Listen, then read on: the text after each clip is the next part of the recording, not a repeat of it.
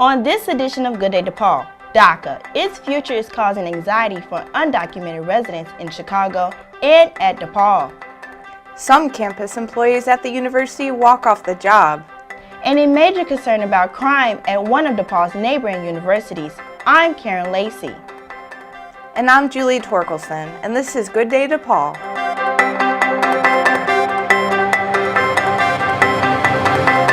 It's been a bewildering couple of weeks for undocumented residents in Chicago. President Trump recently said he was ending the DACA program, but at the same time giving Congress 6 months to find a way to keep the program going.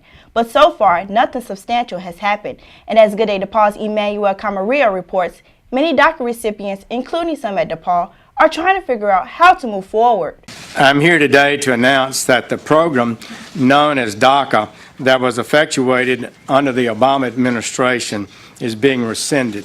That decision, made by the Trump administration in September, left many undocumented residents in Chicago on edge. Some DePaul employees recently walked off the job in dispute over pay and benefits. Good Day DePaul's Dara Perryman has details. Their demands wavered through the October morning sky against the steady rain and the frigid cold. Despite a 7 a.m. call time, these demonstrators showed up. Here at DePaul, we're very familiar with the problem of crime in and around our two campuses, but we're not the only Chicago university dealing with this issue. Good Day DePaul's Leah Davis explains. Northwestern University's Chicago campus has been experiencing a string of robberies since June. Next on Good Day DePaul, Cubs fever. It comes to a quick and disappointing ending. And a controversial speaker again causes protests on the college campus. All this and more next on Good Day DePaul. The flu is unpredictable and can be serious. Who needs to be vaccinated against the flu? You. Cubs fever. Once again, it hit students at DePaul and people throughout Chicago. But this time, it ended in disappointment. Good Day DePaul's Leah Jackson explains. World Series champions. It was something Cubs fans had been waiting 108 years for, and it finally happened. That was last year.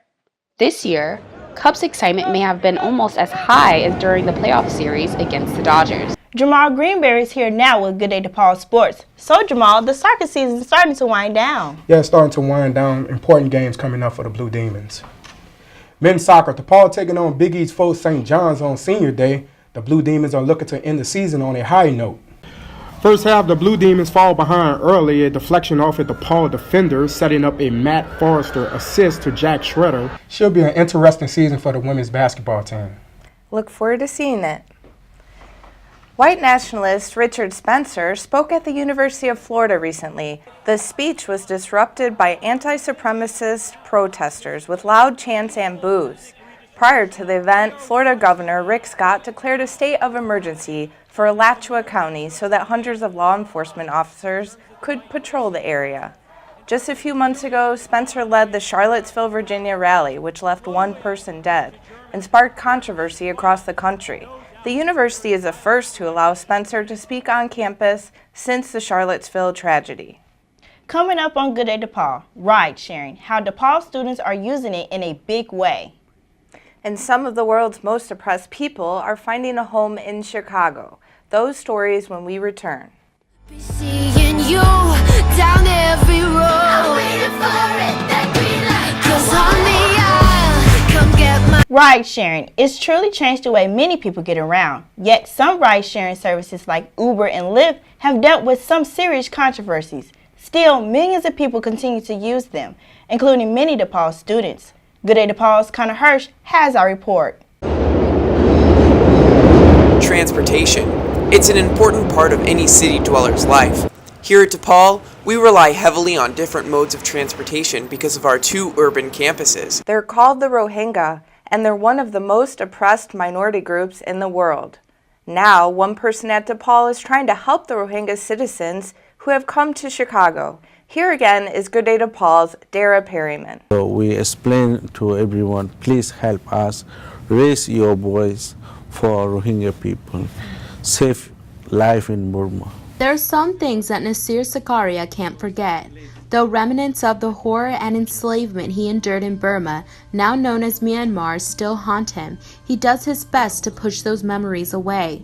Today, he may walk the streets of Chicago's Rogers Park neighborhood as a free man. We often hear about DePaul's Vincentian mission, and as I found out, one staff member here is living that mission almost every day.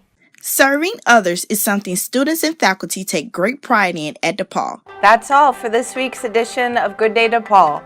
You can keep up with us by visiting our Vimeo channel at Good Day DePaul or by going to goodday.depaul.edu. And if you have any news tips, send them to gooddaydepaulnews@gmail.com. And check us out on Facebook, Instagram, and Twitter. Thanks for watching. I'm Jamal Greenberry. And I'm Julie Torkelson. And I'm Karen Lacey. Have a good day, DePaul.